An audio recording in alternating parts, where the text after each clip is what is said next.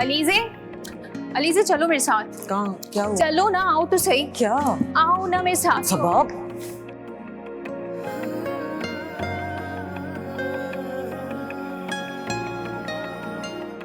अलीज़े आओ मेरे साथ। सबा क्या हो गया है? तुम्हें क्या हरकतें कर रही हो तुम? तुम आओ तो सही।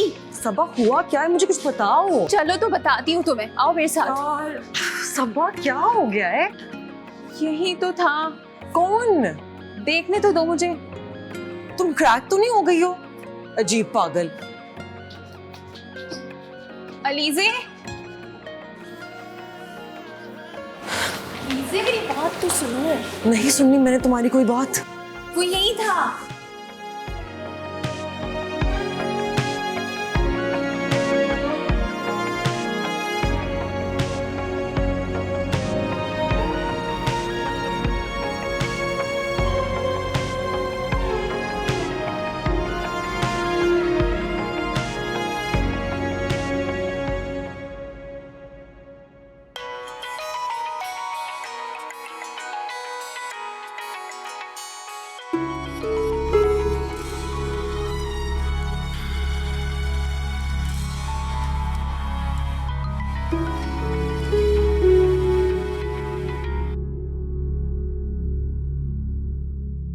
अस्सलाम वालेकुम वकार, कैसे हो? कैसा हो सकता हूँ? और जिस बाप की बेटी शादी के बाद भी उसके घर में बैठी हो, उससे ये पूछना कि कैसे हो, ये तो उसका मजाक उड़ाने के मुतरादिफ है। माफ करना यार, मुझे तुम्हारी इस तरह की बातें बहुत तकलीफ देती है। और मैं किस तकलीफ से गुजर रहा हूँ शायद इसका तुम्हें अंदाजा नहीं है। खैर छोड़ो इस बात को। तुम बताओ, तुमने बेटे से बात की? किस बारे में? मैंने कहा था ना कि उससे कहो कि मेरी बेटी को आजाद कर दे। मैं तुम्हारे जवाब का इंतजार कर रहा हूँ। मैं इस सिलसिले में तुमसे मिलकर बात करना चाहता हूँ। दोनों तसल्ली से बैठकर इस मसले का कोई हल निकालते हैं। हमारा जल्दबाजी में किया गया फैसला हमारे बच्चों की जिंदगी खराब कर सकता है। और इससे ज्यादा क्या खराब होगी मेरी बेटी की जिंदगी? मेरे पास इस मसले का सिर्फ एक ही हल है कि तुम मेरी मजबूरी को समझने की कोशिश करो। बेटियां बाप के घर में बोझ नहीं होती, लेकिन फिर भी उनकी ख्वाहिश यही होती है कि वो अपने घर में आबाद हो जाएं। मैं भी अपनी जिंदगी में ये ख्वाहिश पूरी करना चाहता हूं। देखो वकार, तुम इस वक्त सिर्फ जज्बाती होकर सोच रहे हो। थोड़ा सा वक्त दो। अलीज़े अब सिर्फ तुम्हारी जिम्मेदारी नहीं है, मेरी भी जिम्मेदारी है। और कोशिश यही होगी कि उसके साथ किसी किस्म की कोई नाइंसाफी ना हो। इसके लिए थोड़ा सा वक्त तो चाहिए ना। और जैसे जैसे वक्त गुजरता जा रहा है, मेरी परेशानी में इजाफा हो रहा है। अब यार, मैं इतना बेएतबार भी नहीं रहा कि तुम मुझ पर भरोसा ना करो। देखो, मेरी बात मानो, मुझे कुछ मोहल्लत दे दो। मैं आखिरी कोशिश कर लूं, शायद अलीज़े का घर टूटने से बच जाए। और जिस घर की बुनियाद ही खोखली हो, उसे टूटने से कोई नहीं बचा सकता। मैं अपने बेटे को जानता हूं वकार, वो दिल का बुरा नहीं है। मैं उसे कायल कर लूंगा। मेरी ख्वाहिश है कि अलीज़े ही मेरी बहू बने। मुझे अभी भी पूरी उम्मीद है कि मैं उसे मना लूंगा। वो इस वक्त सिर्फ अपनी जिद पर अड़ा हुआ है, वरना वो किसी को भी किसी तरह की कोई तकलीफ नहीं देना चाहता। मैं जानता हूं। यार, तुम थोड़ा सा सब्र कर लो, मेरी बात मान जाओ।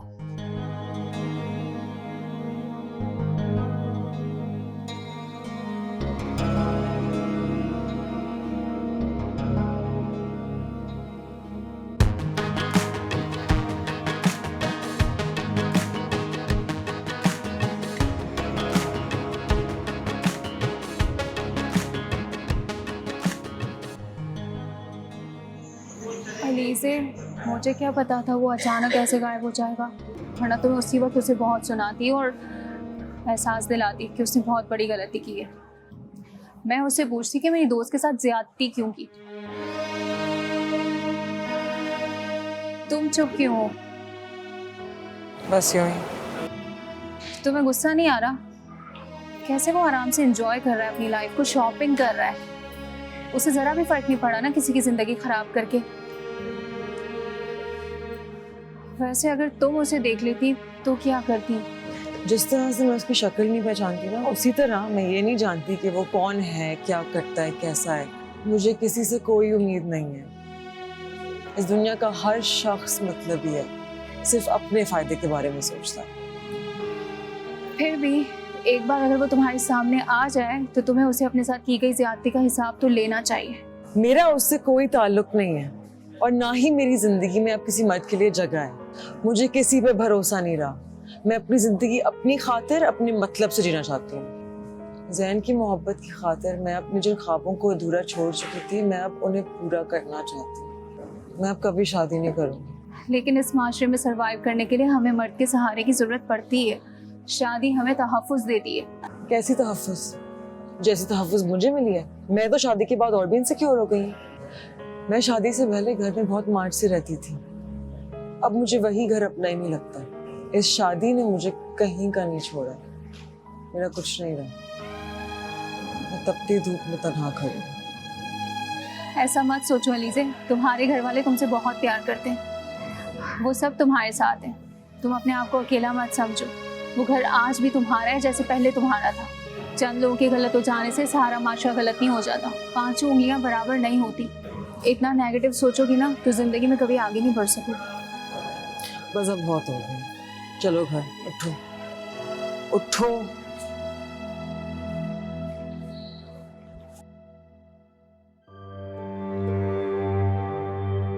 देखिए, अगर नौमान भाई कह रहे हैं कि वो अपने बेटे को मना लेंगे तो आपको किस बात की जल्दी है?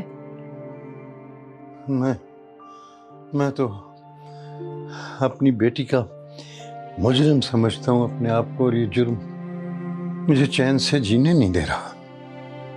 मुझे चैन तभी आएगा जब अलीज़े जिंदगी में सेट हो जाएगी। देखो ना, बेटियां अपने घर में ही अच्छी लगती है। यही तो मैं आपको समझाने की कोशिश कर रही हूँ कि आप अलीज़े का घर बसाने की सोचें, ना कि उसे तलाक दिलवा के घर में बिठाने की। देखिए, नौमान भाई को एक बार कोशिश कर लेने दें। हो सकता है हमारी अलीज़े का घर बस जाए। आप तो ऐसे जल्दी कर रहे हैं कि जैसे अलीज़े का कोई रिश्ता तैयार खड़ा है। आपको पता है ना कि तलाक याफ्ता लड़कियों के रिश्ता होना कितना मुश्किल होता है। आजकल तो कुंवारी लड़कियों के रिश्ते नहीं मिलते हैं। जो भी फैसला करें बहुत सोच समझ के करें। मैं क्या करूं? मैं तो अपनी गलती सुधारना चाहता हूँ, अलीज़े को खुशियां लौटाना चाहता हूँ। नहीं, इसमें आपकी कोई गलती नहीं है। नहीं, गलत फैसला तो हम ही ने किया ना। अब खामोश होकर तो नहीं ना बैठ सकता। मैं आपकी परेशानी समझ सकती हूँ। मैं भी उसकी माँ हूँ, मैं भी उसका भला चाहती हूँ। आप एक मौका तो दें नौमान भाई को। अगर अलीज़े फवाद के साथ रुखसत होके चली जाती है तो इससे बेहतर ऑप्शन कोई नहीं है हमारे पास। बस आप दुआ करें कि हमारी अलीज़े का घर बस जाए। वैसे भी हमारी बच्ची ने बहुत दुख देखे और अब तलाक का दुख वो नहीं सह पाएगी। बस दुआ करें कि आने वाला वक्त हमारे लिए बेहतर साबित हो। आमीन आमीन। मैं नमाज पढ़ रहा हूँ।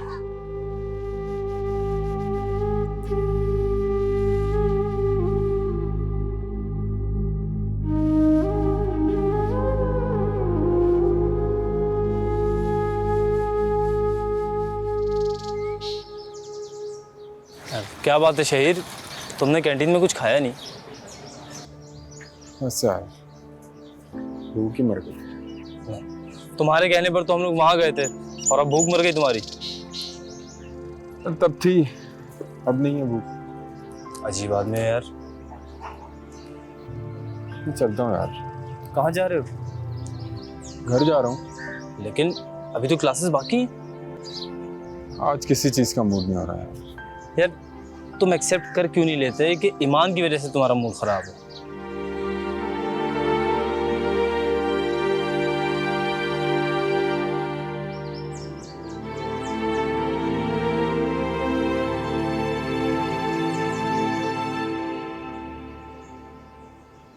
अरे इकरा, ईमान नहीं आया आज? नहीं, वो कल तुम्हारे रवैये की वजह से बहुत अपसेट थी, बहुत रो रही थी और यूनिवर्सिटी छोड़ने की भी बात कर रही थी। आज अल्लाह जाने क्यों नहीं आई, मेरी तो कोई बात भी नहीं हुई उससे।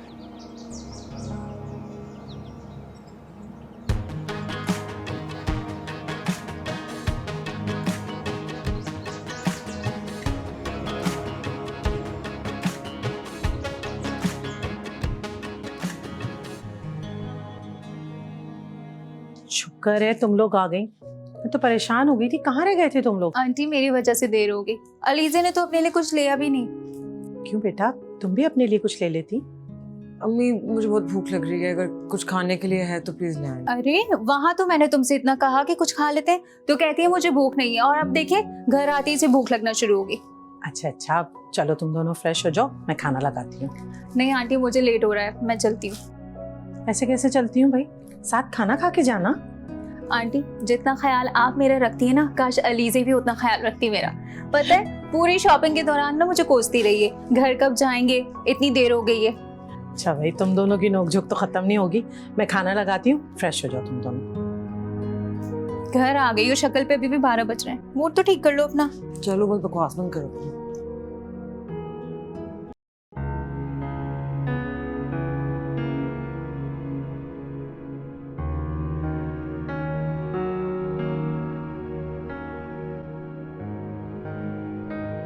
तुम शहीर की वजह से परेशान थी, मुझे बताया क्यों नहीं? आपको कैसे पता?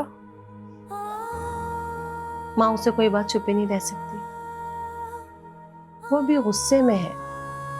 जब उसका गुस्सा ठंडा हो जाएगा तो वो तुमसे खुद बात कर लेगी। इतने दिनों से मुझे तसल्लियां दे रही थी और अब खुद को नहीं समझा सकी और बीमार पड़ गई। अभी मैंने बहुत कोशिश की उसको मनाने की, किसी तरह उसका मूड ठीक कर सकूं, लेकिन वो तो मुझसे बात तक करना पसंद नहीं कर रहा। उसको मुझसे कोई ताल्लुक ही नहीं रखना। वो मुझे उस गलती की सजा दे रहा है जो मैंने की ही नहीं है। अम्मी, वो ये सब कुछ क्यों भूल गया है? मैं बचपन से उसके साथ हूँ, हमारा रिश्ता क्या है? हम दोनों एक दूसरे को इतनी अच्छी तरह से जानते हैं, फिर भी वो मेरे हाल से बेखबर क्यों है? अम्मी क्यों नहीं कर रहा वो मुझसे बात? मैं शहीर और अलीजे को बहुत अच्छी तरह जानती हूँ। दोनों बच्चे बहुत ख्याल करने वाले हैं। अभी वो गुस्से में है, बस हालात कुछ इस तरह के हो गए कि उनका रवैया बदल गया। इसमें उनका कोई कसूर नहीं है।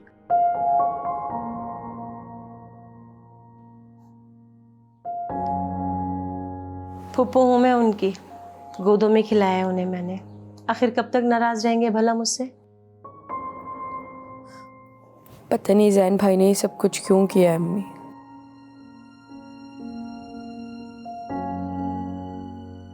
सब कुछ कितना ठीक था, हम चारों कितना फन करते थे, कितना हल्ला गुल्ला करते थे। जैन भाई की एक हरकत ने हम सबकी खुशियों को बर्बाद कर दिया है। कुछ भी पहले जैसा नहीं हो सकता अम्मी, अब कुछ भी नहीं। जैन भाई यहाँ से अकेले नहीं गए अम्मी, वो हमारी खुशियां साथ लेकर गए हैं। मायूस नहीं हो बेटा, अल्लाह की ज़ात पे भरोसा रखो। बस दुआ करो कि जो हम सबके हक में बेहतर हो वो हो। मैं जैन की गई गलती की सजा तुम्हें नहीं मिलने दूंगी। मैं जाऊंगी वकार भाई के पास, माफी मांगूंगी उनसे। मुझे पता है वो मुझे जरूर माफ कर देंगे। फिलहाल तो तुम अपनी सेहत पे तवज्जो दो, इंशाल्लाह सब ठीक हो जाएगा। चलो शाबाश, तुम आराम करो, मैं तुम्हारे अब्बू के लिए चाय बना कर आ रही हूँ। आ जाओ, यहाँ लेटो आके।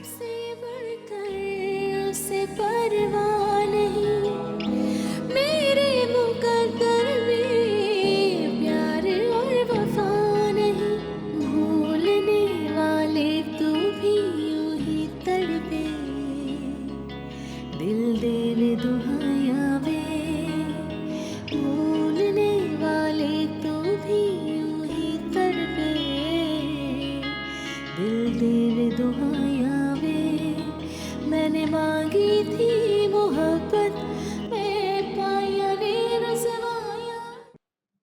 सर ये इस प्रोजेक्ट की फाइल है।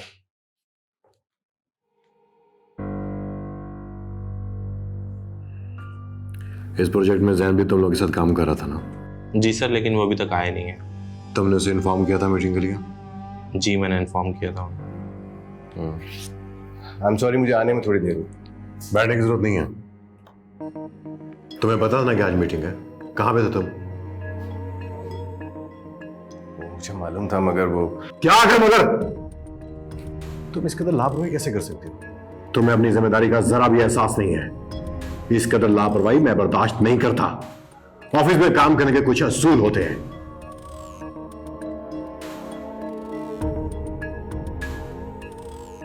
इस मीटिंग में मुझे तुम्हारी जरूरत नहीं है। चाहो जाके बाहर बैठो, मैं तुमसे बाद में बात करता हूं। आई एम सॉरी सर, आइंदा से ऐसा नहीं होगा। तुम्हें इस बात का एहसास होना चाहिए कि तुम इस ऑफिस में मुलाजिम हो। मुलाजिम, बॉस नहीं हो जो मैं तुम्हारा वेट करूं। आउट।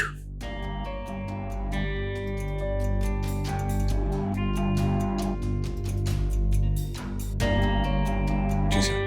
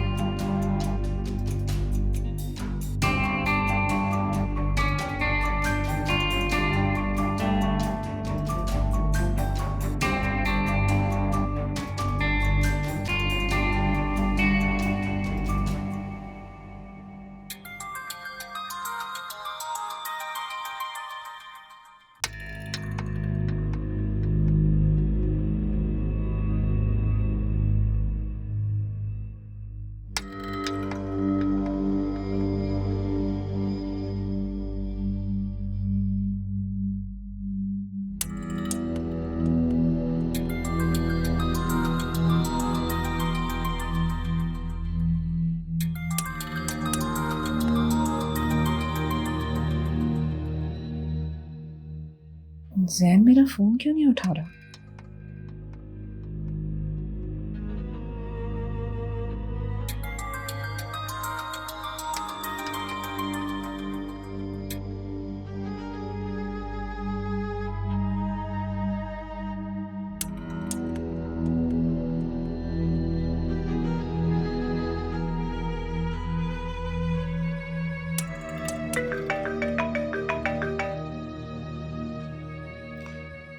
हेलो।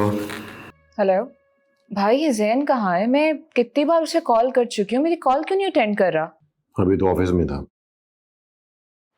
शायद बिजी हो किसी काम में, इसीलिए मेरा फोन नहीं पिक कर रहा। ऑफिस में वो करता ही क्या है जो बिजी होगा? क्या मतलब? भाई आप उसे खुश नहीं लग रहे? नहीं, ऐसी कोई बात नहीं है, बस वो जरा सा गैर जिम्मेदार हो रहा है। खैर उसे तो मैं ठीक कर लूंगा। तुम बताओ, तुम उसे फोन क्यों करी थी? भाई हमारी शॉपिंग का प्लान था, हमने जाना था, मैं इसीलिए उसको कॉल कर रही हूँ, मेरी कॉल ही नहीं अटेंड कर रहा। आप उसको बोले मेरा फोन उठाए। ठीक है, मैं कहता हूँ। बाय।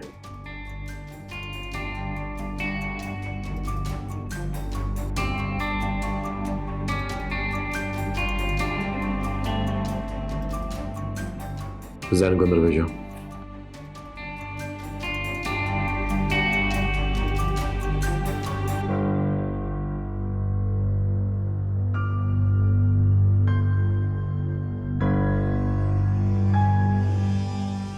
जी सर।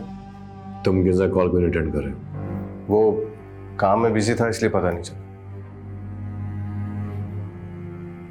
तुम जानते हो जैन कि मैंने तुम्हें इस ऑफिस में सिर्फ किंजा की वजह से रखा हुआ है। उससे बढ़ के कोई भी काम इंपॉर्टेंट नहीं है। जाओ और जाके भी इसको कॉल करो, वो बहुत परेशान हो रही है। और ख्याल रखना कि आइंदा ऐसा ना हो। किंजा को हर हाल में खुश रखना तुम्हारी जिम्मेदारी है। Okay sir. सुनो, आज जो कुछ हुआ वो बहुत जरूरी था। अगर मैं तुम्हें डील दे दूंगा तो ऑफिस का एनवायरनमेंट खराब हो जाएगा। बाकी लोग भी काम को इजी लेना शुरू कर देंगे, जो मैं कभी भी बर्दाश्त नहीं करूंगा। ऑफिस का डिसिप्लिन कायम रखने के लिए ऐसा करना पड़ता है। जी सर। जाओ जाके किंजा को फोन करो, वो तुम्हारे फोन का वेट कर रही है, उसका मुंह ठीक करो।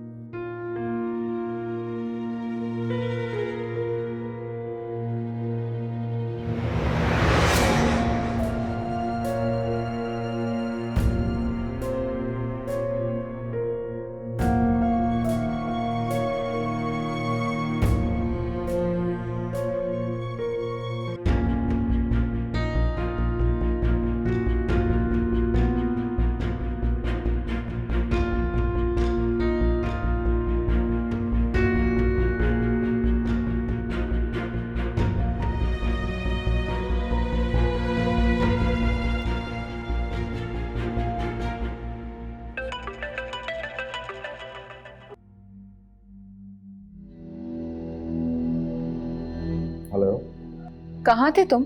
मैं कब से तुम्हें कॉल कर रही हूँ, तुम्हें नजर नहीं आ रहा? मैं एक ज़रूरी काम में मसरूफ़ था, इसलिए तुम्हारी कॉल का मुझे पता नहीं चला। तुम्हें मेरी कॉल का पता नहीं चला? यह आखिरी बार होना चाहिए। मेरी कॉल अगर कोई ना उठाए और मुझे इग्नोर करे ना, तो मेरे से बुरा उसके लिए कभी कोई होगा नहीं। समझ आई? अच्छा सॉरी, आइंदा नहीं होगा ऐसा। तुम्हें पता है हमें डिजाइनर के पास जाना है, जल्दी आओ। बस निकल रहा हूँ अभी। वेट कर रही हूँ मैं तुम्हारा।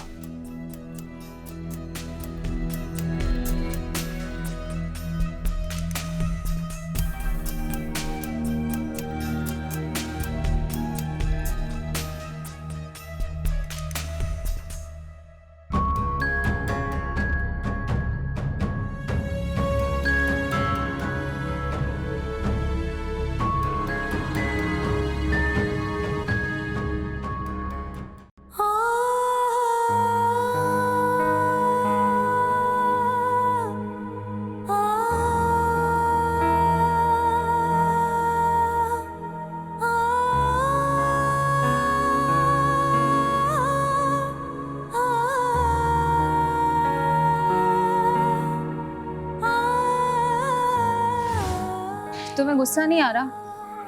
कैसे वो आराम से एंजॉय कर रहा है अपनी लाइफ को, शॉपिंग कर रहा है, उसे जरा भी फर्क नहीं पड़ा ना किसी की जिंदगी खराब करके। वैसे अगर तुम उसे देख लेती तो क्या करती? चाहते उल्फते राहते मैनू रास ना आवे, चाहते उल्फते राहते मैनू रास ना आवे। मैंने मांगी थी मोहब्बत, मैं पाया ने रुसवाया वे।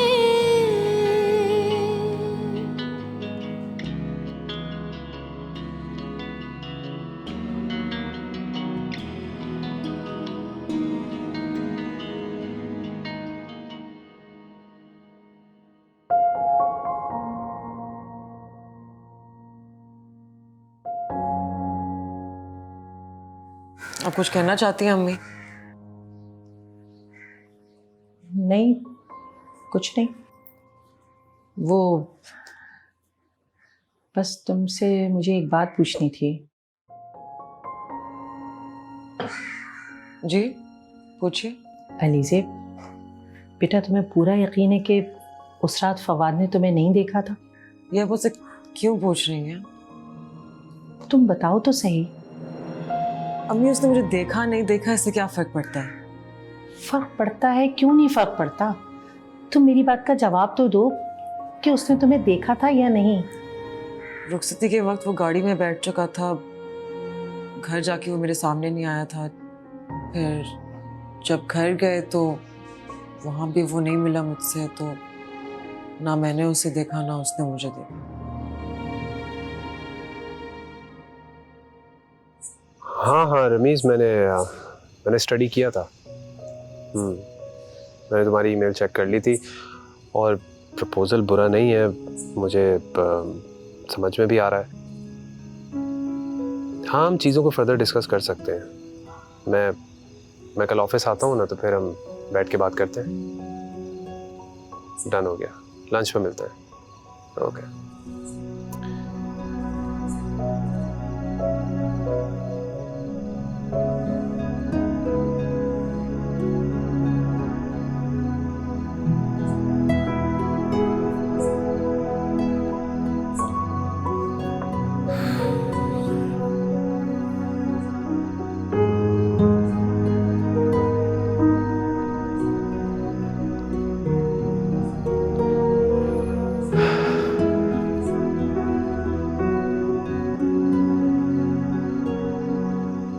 तुम्हारे पास तो मुझसे बात करने के लिए भी फुर्सत नहीं है।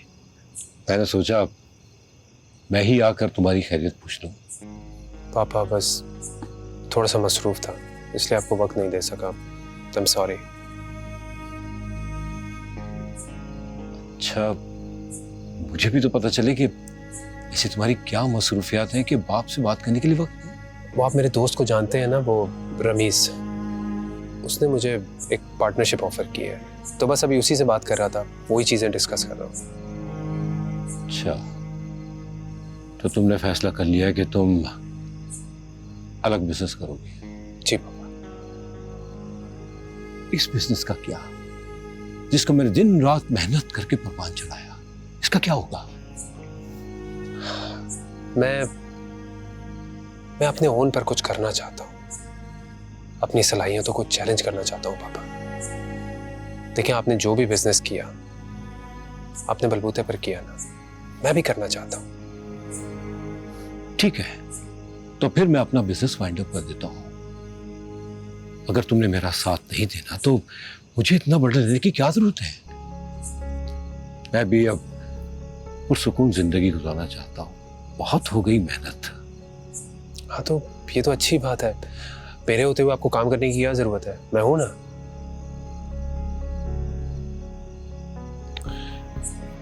I'm sorry पापा, मैं आपकी उम्मीदों पर पूरा नहीं उतर सका। देखो बेटा फवाद, मैं अभी भी मायूस नहीं हुआ। क्या मतलब? तुम किसी लड़की को पसंद करते हो या कोई लड़की पहले से है तुम्हारी जिंदगी में?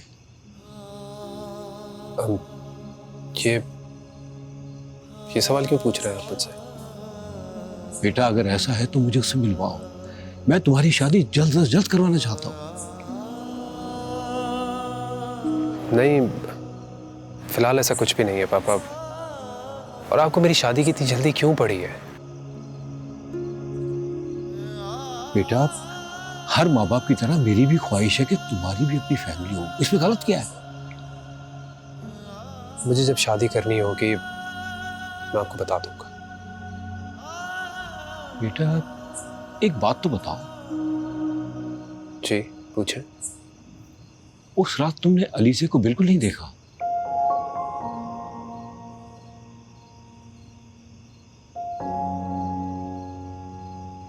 फिर अलीज़े डैड, मुझे उस लड़की में कोई इंटरेस्ट नहीं है और ना ही मैंने उसे देखा। I'm really not interested। मैं एक बार फिर कहूंगा बेटा, तुम उससे मिलो और उसे देख लो।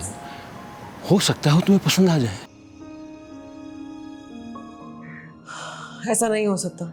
आप ऐसा सोचिएगा भी मत। क्या गलत कह रही हूँ मैं? वो शौहर है तुम्हारा और तुम्हारा उससे मिलना कुछ गलत तो नहीं है। मुझे उससे मिलने का कोई शौक नहीं है। आप अपना मशवरा अपने पास रखें। जो शख्स मुझे बेइज्जत करके छोड़ गया, आप चाहती कि मैं उससे मिलूं? हरगिज़ नहीं। अलीज़े, एक बार उससे मिल तो लो। मुझे पूरा यकीन है कि वो तुम्हें पसंद करेगा। पापा, ऐसा हो ही नहीं सकता कि वो मुझे पसंद आए। हो ही नहीं सकता।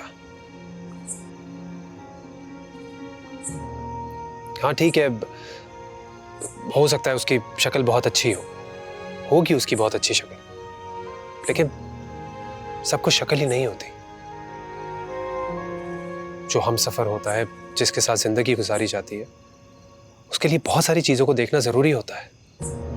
मैं तुमसे कहता हूं कि तुम उससे एक बार मिल लो, उसे देख लो। पसंद आ गई तो ठीक है, वरना तुम उसे छोड़ देना। एक बार मिल लेने से, देख लेने से क्या मैं उसे जान लूंगा? नहीं ना। तो तुम कैसे जानना चाहते हो? देखिए पापा, सच तो यह है कि मैं उसके बारे में कुछ जानना नहीं चाहता। बस जितना जान चुका हूं उसके बारे में मेरे लिए वही काफी है। बेटा, तुम सिर्फ मेरी एक बात मान लो, एक बार उससे मिल लो। उसके बाद जो तुम कहोगे, जैसा कहोगे वैसा मैं करूंगा। पापा, मैं किसी से मिलूं और उसे रिजेक्ट कर दूं, ये मुझे गवारा नहीं होगा। तुम अब भी तो उसे रिजेक्ट कर रहे हो, और तुम ये कैसे कह सकते हो कि तुम उससे मिलोगे और तुम उसे रिजेक्ट ही करोगे? बस वो मुझे किसी सूरत कबूल नहीं है, बस। अब अगर वो मेरे कदमों में गिर के भी मुझसे माफी मांगे ना, तब भी मैं उसे कबूल नहीं करूंगी। मैं चाहती हूँ कि मुझे ऐसा मौका मिले कि मैं उसे रिजेक्ट कर सकूं, उसे भी पता चले कि रिजेक्शन की तकलीफ कैसी होती है। तुम समझ क्यों नहीं रही हो अलीजे? उसने तुम्हें देखा तक नहीं, तुमसे बात नहीं की, उसने तुम्हें रिजेक्ट नहीं किया है। उसकी जगह कोई भी होता तो वो ऐसे ही करता। तुम एक बार उससे मिल तो लो, हो सकता है सब ठीक हो जाए। आप चाहते हैं कि मैं उसके सामने पेश हूं और वो फैसला करे कि मैं उसे पसंद हूं या नहीं, कि वो मुझे कबूल करेगा या नहीं। ये नहीं होगा। ये फैसला मुझे हरगिज़ गवारा नहीं है। अलीजे बेटा, जिद मत करो। इस वक्त इस मसले का यही एक हल है। तुम इतनी अच्छी हो, इतनी प्यारी हो, वो जरूर तुम्हें पसंद करेगा। अगर मैं उसे कबूल नहीं हूं तो वो भी मुझे कबूल नहीं है। बस।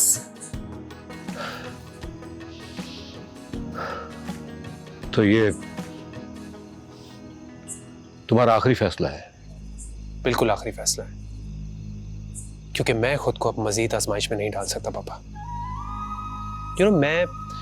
मैं आपकी वजह से यहां पर आया था, लेकिन अब मुझे लगता है कि आप ही की वजह से मैं यहां से वापस चला जाऊंगा। नहीं बेटा, ऐसी बात मत करो। मैंने तुम्हारा बहुत इंतजार किया है। जानते हो कितने साल मैंने इस वक्त का इंतजार किया है? खुदा के लिए आज के बाद कभी भी वापस जाने की बात मत करना, प्लीज। लिसन पापा, मैंने भी आपके बगैर काफी साल गुजारे। मैं भी अब आपसे दूर जाना नहीं चाहता, आपके साथ रहना चाहता हूं। प्लीज मुझे मजीद अब किसी आजमाइश में मत डालें। प्रॉमिस मी कि अब आज के बाद से आप मुझसे इस टॉपिक पर कोई बात नहीं करेंगे। ठीक है, अगर तुम अपनी जिद नहीं छोड़ सकते तो मैं भी अपनी जिद नहीं छोड़ूंगा। मैं भी तुम्हारा बाप हूं। अलीजे, मैं जिद नहीं कर रही हूँ, मैं तो सिर्फ तुम्हें। मम्मी, आपके पास क्या इसके अलावा कोई टॉपिक नहीं है बात करने का? मैं इस बात को भूलना चाहती हूँ, मुझे भूलने दें। बेटा, मुझसे तुम्हारी ये हालत नहीं देखी जाती। कौन सी हालत? मैं ठीक तो हूँ, लेकिन अगर फिर भी मैं आपको इस घर में बर्दाश्त नहीं हूं ना, मुझे बता दे, मैं हॉस्टल में शिफ्ट हो जाती हूँ। कैसी बातें कर रही हो बेटा? तुम अपना घर छोड़ के कहीं क्यों जाओगी? ये तुम्हारा अपना घर है। अगर ये वाकई मेरा घर है तो मुझे यहाँ सुकून से रहने देना अम्मी। क्यों जबरदस्ती मुझे किसी के सर पे मुसल्लत करना चाहती हैं? आज के बाद मुझसे ऐसी बात मत कीजिए।